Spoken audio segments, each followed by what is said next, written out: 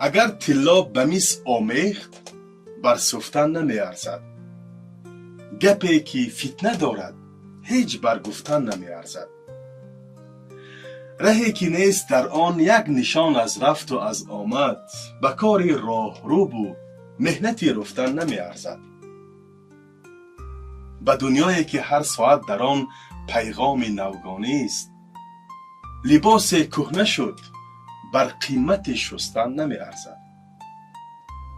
تنی تنها و قلبی مرده و بی ساغر و ساقی، تماشا رفتن باغ و گل و گلشن نمی ارزد. همه عمری که از ما رفت در دوری و تنهایی، به تار موی ایامی به هم بودن نمی ارزد.